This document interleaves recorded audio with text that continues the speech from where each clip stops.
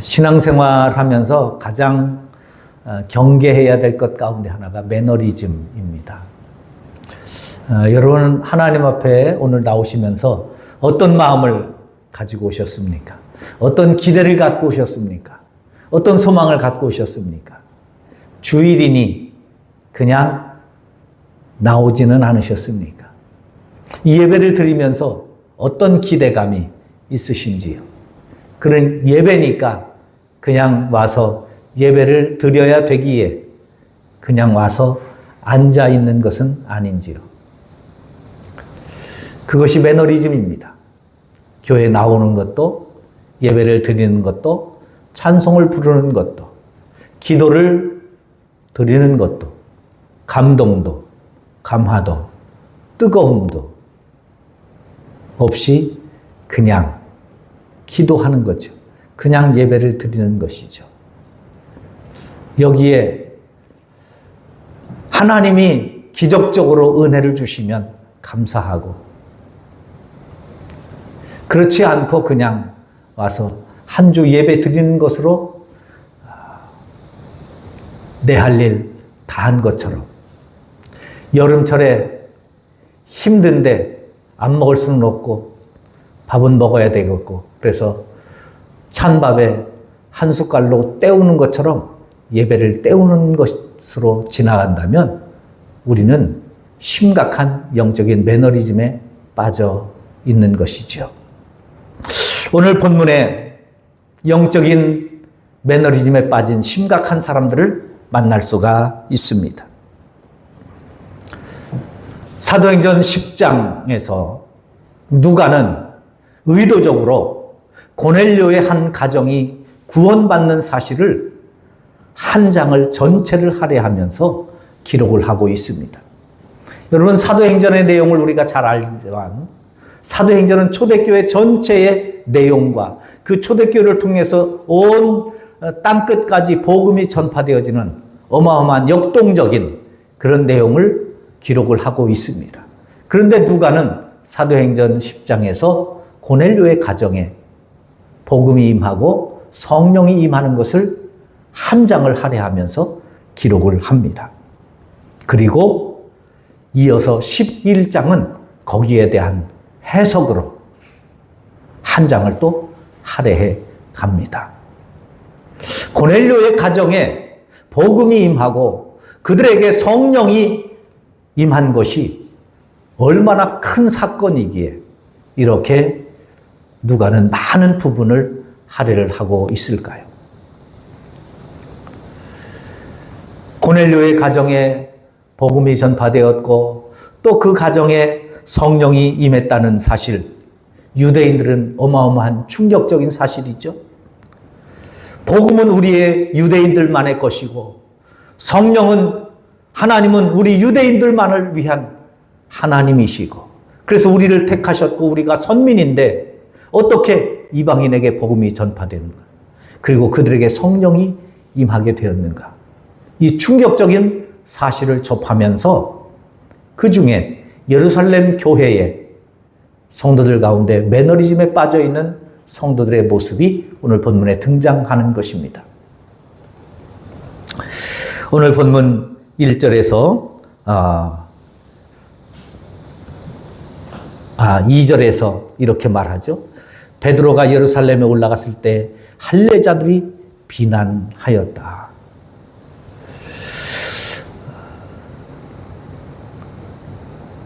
이 할례자들은 예루살렘 교회의 성도들입니다.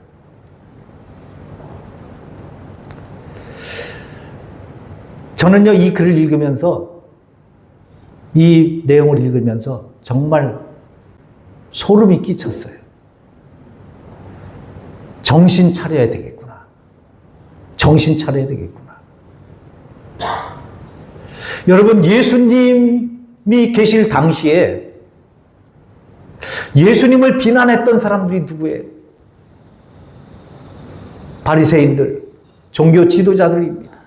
예수님이 수많은 비난을 받고 비판을 받았습니다. 어려움을 당했습니다. 그런데 그들이 예수님을 비난하고 예수님을 비판했던 내용이 뭐예요? 모세의 율법은 이런데 왜 당신은 이렇게 말을 합니까? 하는 것이었어요.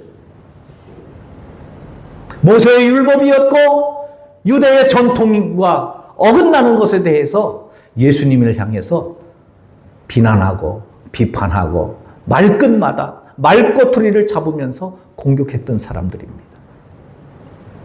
그런데요.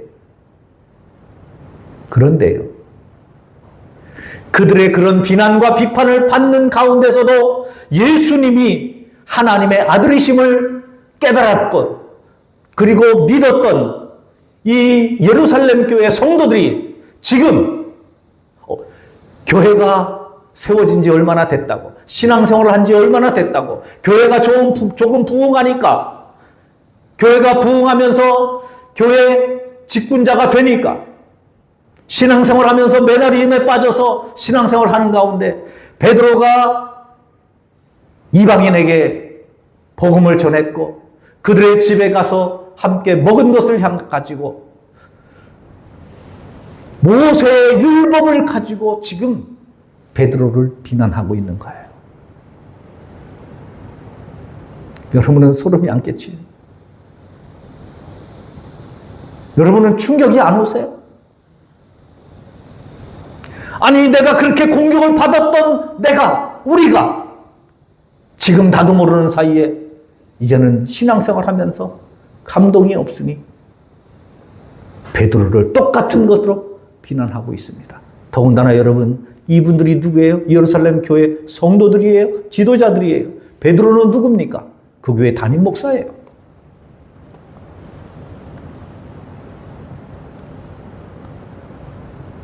요즘 한국 교회의 모습 보는 것 같지 않으세요?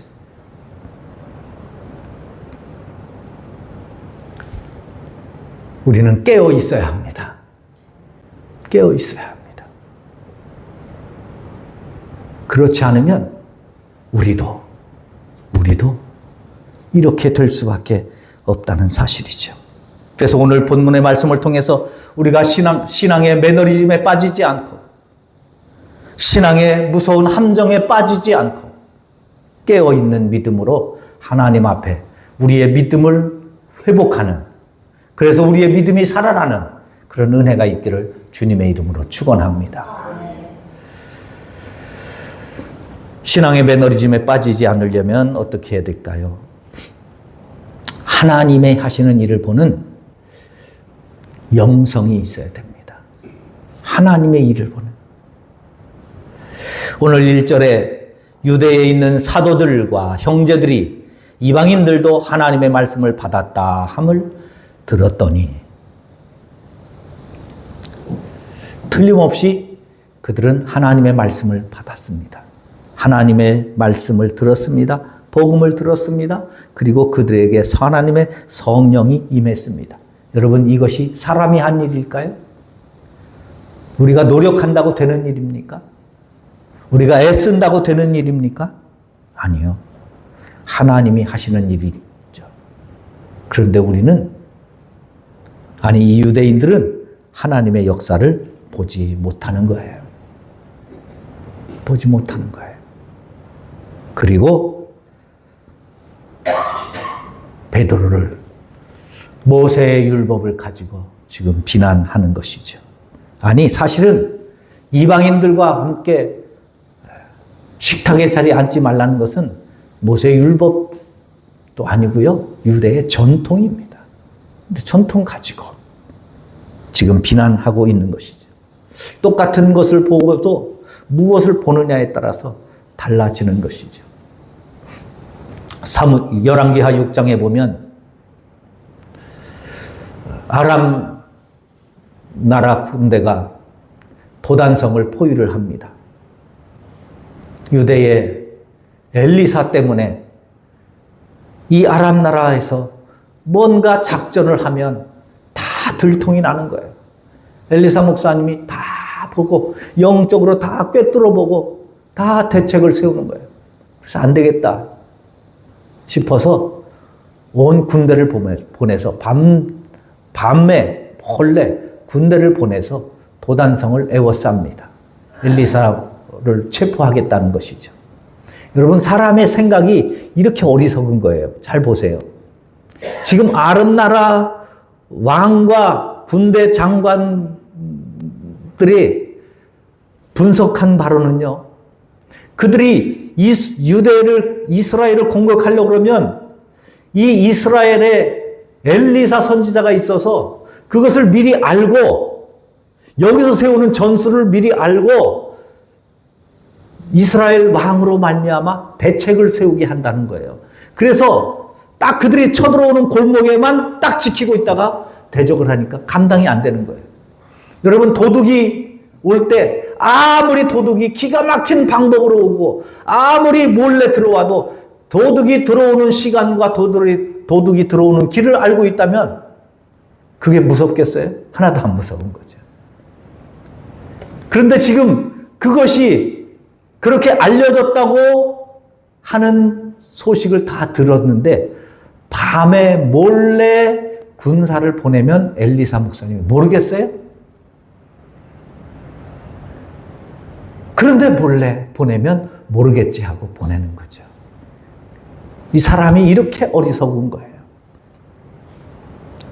여하튼 도단성을 다 두 겹으로 안팎으로 다 쐈습니다. 포위를 했습니다.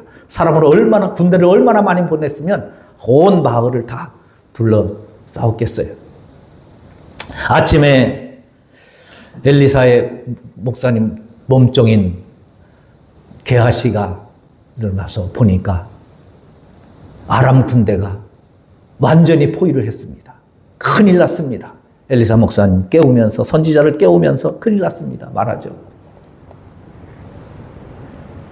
왜 그렇게 호들갑이냐? 큰일 났습니다. 아람 군대가 다 포위를 했습니다. 그러니까 엘리사 선지자가 말하죠. 걱정하지 말아라. 아니, 지금 이 상황이 걱정이 안 됩니까? 걱정하지 말래도 안 보이니? 뭐가 보이는데요? 엘리사 선지자가 기도하죠. 하나님, 눈을 열어 보게 하옵소서. 그때 이 게하시, 몸종 게하시의 눈이 열려서 보니까요, 아람 나라 군대가 도단성을 포위하고 있는데 그 도단성을 포위한 아람 나라 군대를 하늘의 천군 천사들이 다 안팎으로 또 불말거를 타고 포위를 하고 있는 거예요. 누가 누구를 포위했습니까? 그것을 보는 순간 게하시가 마음이 열리죠. 여러분, 우리가 힘들고 어려워서 우리를 둘러싸고 있는 문제에 갇혀서 이러지도 못하고 저러지도 못하고 답답하고 힘들고 고통 속에 있을 때 하나님은 천군 천사를 통해서 그 문제를 하나님의 은혜로, 하나님의 능력으로, 하나님의 역사하심으로 포위하고 있음을 믿을 수 있기를 바랍니다. 그게 보이면 이길 수가 있는 것이죠. 이길 수가 있는 것이죠. 민수기 13장 보세요. 12 정탐꾼들이 가나안 땅에 들어가서 가나안 땅을 두루 탐지합니다. 똑같은 땅을 보고 왔어요. 같이 이동하면서 같이 보고 왔어요. 그런데 10명의 보고와 2명의 보고가 다르잖아요. 10명의 보고는 그러니까 땅은 좋은데, 좋기는 좋은데 거기에 너무 강력한 안악자손이 있습니다. 여호수아와 갈렙 두 사람의 보고는 뭐예요? 그들은 우리의 밥입니다. 하나님이 함께 하시면, 우리 힘이 아니라 하나님이 함께 하시면. 똑같은 땅을 보고 똑같은 성벽을 보고 똑같은 안악자손을 보지만 믿음의 눈이 다른 거예요. 보는 눈이 다른 거죠. 믿음은요, 현실을 부정하는 게 아닙니다. 현실을 무시하는 게 아닙니다. 현실 속에서 하나님의 하시는 일을 보는 겁니다. 그게 믿음이에요. 우리의 생각으로는, 우리의 방법으로는 안 되지만 하나님이 하시는 일을 보는 것, 그것이 믿음입니다. 두 번째로, 신앙생활을 잘해도 비난은 받을 수 있다는 것이죠. 2절에 보니 베드로가 예루살렘에 올라갔을 때 할례자들이 비난했다 그랬습니다. 베드로가 가이사랴에서 복음을 전하고 그 고넬료의 가정에 어마어마한 성령의 역사가 일어나고 놀라운 부흥의 역사가 일어났습니다. 그리고 나서 예루살렘에 올라갔더니 할례자들이, 이 유대인 할례자들이 지금 베드로를 비난하고 있습니다. 베드로는 오직 성령의 인도하심에 순종했을 뿐이에요. 그리고 고넬료의 가정에 복음을 전했을 뿐입니다. 그런데 지금 베드로의 동료 사도들과 할례파 유대인들이 비난하고 있는 거예요. 여러분, 우리가 신앙생활 할 때요, 이와 같은 비난을 받을 때가 있습니다. 특별히 기독교 신앙은 더더욱 그렇습니다.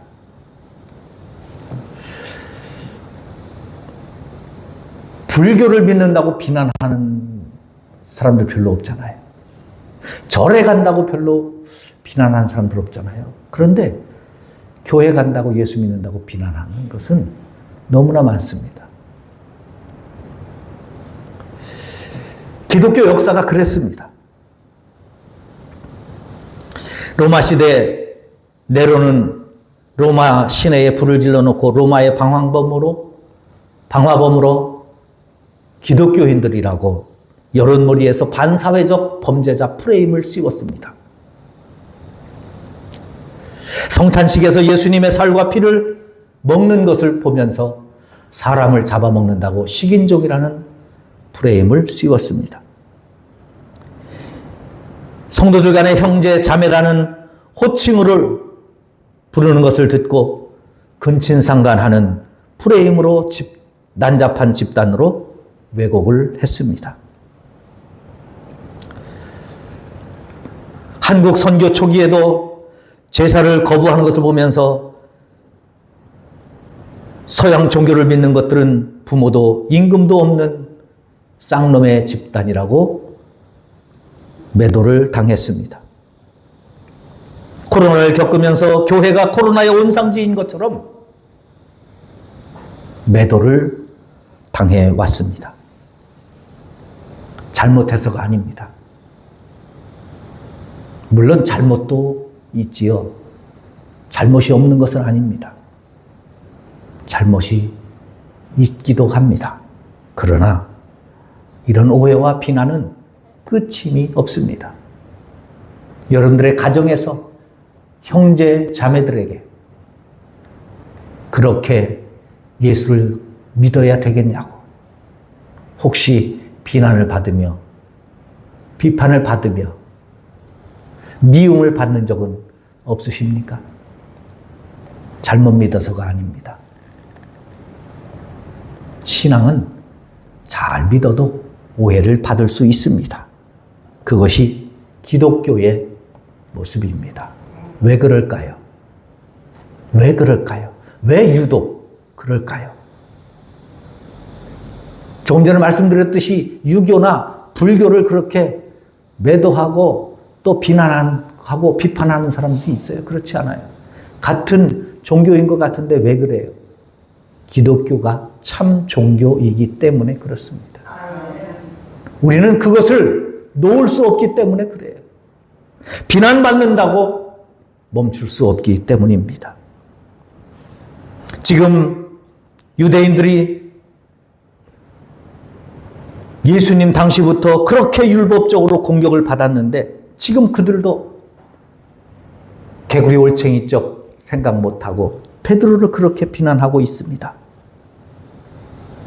자, 이렇게 비난을 받을 때 그러면 우리는 어떻게 해야 될까요? 사회가 이렇게 기독교를 비난하고 비판할 때 우리는 어떻게 해야 될까요? 억울하다고 감정적으로 대응하지 말라는 겁니다. 여러분, 감정적으로 대응해서 기독교로, 신앙으로 이길 수 없습니다. 베드로가 이렇게 비난을 받을 때 4절에 이렇게 말하죠. 베드로가 그들에게 이 일을 차례로 설명하여. 베드로는 화내지 않습니다. 억울하다고 항변하지 않습니다.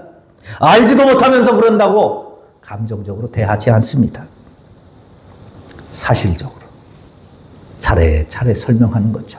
잠언서 15장 1절 유순한 대답은 분노를 쉬게 한다. 바로 이것이 베드로의 모습입니다. 비난을 받거든 신앙생활로 비난을 받거든 그렇게 생각하세요. 아, 내가 기독교 역사 안에 살고 있구나. 두 번째로 비난을 받으면 하나님 앞에 우리 자신을 점검해 볼 필요가 있습니다. 시편 139편 23절 24절 하나님이여 나를 살피사 내 마음을 아시며 내게 무슨 악한 행위가 있나 보시고. 다윗은 자기가 비난을 받을 때 악한 사람들로 말미암아 비판을 받을 때 하나님 앞에 하나님이 살펴보세요. 혹시 내가 알지 못했던, 내가 깨닫지 못하는 사이에, 내가 알지 못하는 사이에 혹 나에게 잘못함이 있었는지, 무슨 악함이 있었는지 나를 살펴보라고 자신을 성찰하는 모습을 우리에게 보여주고 있습니다. 비난을 통해서 들려오는 하나님의 음성이 있을 수도 있기 때문입니다. 또한 비난이 올 때 비난 때문에 사명을 멈추지 말라는 겁니다. 아주 중요한 겁니다. 비난 때문에 사명을 멈추지 마세요. 비난 때문에 믿음을 멈추지 마세요. 비난 때문에 신앙을 멈추지 마세요. 갈라디아서 1장 10절 내가 지금까지 사람들의 기쁨을 구하였다면 그리스도의 종이 아니니라. 사도 바울은 복음을 전하다가 오해받고 힘들 때 내가 사람들에게 인정받으려고 사람들에게 인정받으려고 사람들을 기쁘게 하려고 그렇게 하지 않았다는 것이죠. 복음을 전하다 보면 신앙생활을 하다 보면 때로는 오해를 받고 때로는 비판을 받고 때로는 그 오해 때문에 마음의 상처가 깊어지기도 합니다. 낙심이 되기도 합니다. 좌절이 되기도 합니다. 예수님도 십자가에서 오해를 받았습니다. 베드로도 오해를 받고 바울도 오해를 받았습니다. 그래서 예수님이 말씀하죠. 마태복음 5장 11절 나로 말미암아 너희를 욕하고 박해하고 거짓으로 너희를 거슬러 모든 악한 말을 할 때에는 너희에게 복이 있나니 기뻐하고 즐거워하라. 내가 신앙생활을 그나마 바르게 하고 있다는 증거이기도 하다는 것이죠. 베드로가 그렇게 비난 앞에 항변하지 않고 비난 때문에 사명 멈추지 않고 비난 때문에 비난이 올 때에 이를 차례로 설명하면서 바르게 대처했을 때 어떻게 됩니까?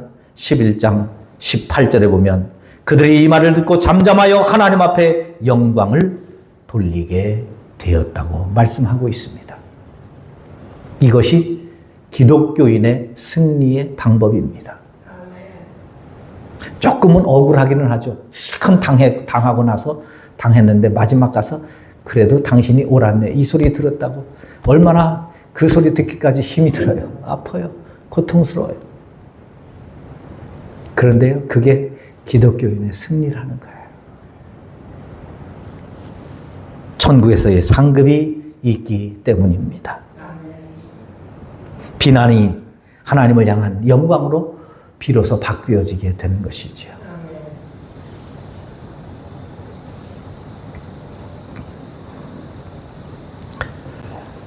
배민호 집사님, 김희정 권사님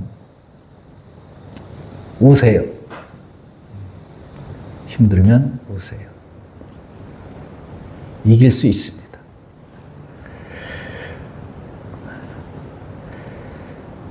세 번째로 영혼을 보는 시각의 영성이 있어야 합니다. 3절에 내가 무할례 집에 들어가 함께 먹었다. 여러분, 베드로가 이 무할례 집에 왜 들어가서 먹었겠어요? 영혼이 있기 때문입니다.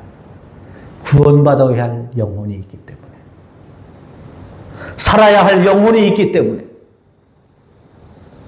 베드로는 고넬료를 로마의 백부장으로 본 것이 아닙니다. 이달리아 군대의 사람으로 본 것이 아닙니다. 구원받아야 될 영혼으로 본 것입니다.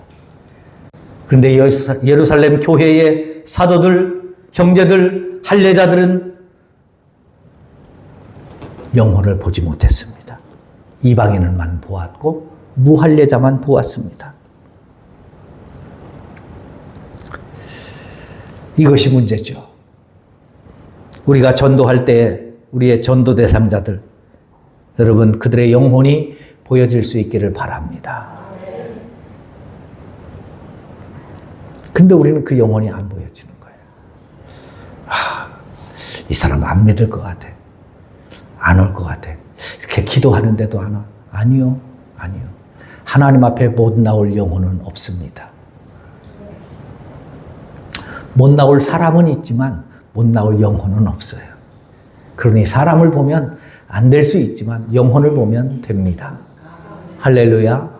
영혼을 보면 돼. 사람들은 삭개오를 세리장으로 봅니다. 부자로 봅니다. 그러나 예수님은 삭개오를 구원받을 영혼으로 봅니다. 그래서 그를 세리장으로 부르지 않고 부자로 부르지 않고 삭개오, 그의 이름을 불러주는 것이죠. 사람들은 사마리아 여인을 문제 많은 여인으로 보았습니다. 그러나 예수님은 복음을 전할 사람으로 보셨습니다. 그래서 그를 위하여 식사 때도 걸으면서 그에게 복음을 전하셨던 것이죠. 사람들은 가늠하다 잡힌 여인을 정죄하며 죄인으로 보았습니다. 그러나 예수님은 그를 다시 살아갈 영혼으로 보았습니다. 예수님의 눈에는 늘 영혼이 먼저 보였습니다. 38년 된 병자를 보아도, 중풍병자를 보아도, 문둥병자를 보아도, 시각장애인을 보아도 그가 사람이야. 그들의 영혼을 먼저 보신 것이지요. 여러분, 교회가 성령이 충만하면, 교회가 복음의 온전한 믿음의 사람이 되면 무엇이 달라지겠어요? 보는 시각이 달라지는 거예요. 보는 시각이. 하나님의 일이 보여지고 하나님의 일을 바라봅니다. 그리고 영혼을 보게 되어지는 것이죠. 사도행전 10장에서 하나님은 고넬료를 변화시키고 그의 가정에 성령을 주신 것뿐만 아니라 베드로도 변화시켰습니다. 그리고 오늘 본장에서는 예루살렘 교회에 할례파 유대인들까지 변화를 시켜 가고 계십니다. 하나님은 지금 우리 교회에 저와 여러분들을 그렇게 변화시켜 가기를 원하십니다. 지금 우리를 위하여 일하시는 하나님의 역사가 보여지고 우리의 가정에, 우리의 자녀들에게, 우리의 전도의 대상자들에게 하나님의 이 사랑의 마음으로 그 영혼들이 보여지고 그들에게 하나님의 일하심이 나타나기까지 우리 함께 베드로와 같이 성령의 인도하심에 순종하고 깨어있어 영적인 매너리즘 속에 하루하루 살아가는 것이 아니라 우리의 신앙이 살아있는 성령의 이끄심에 순종하는 귀한 삶이 되시기를 주님의 이름으로 축원합니다. 하나님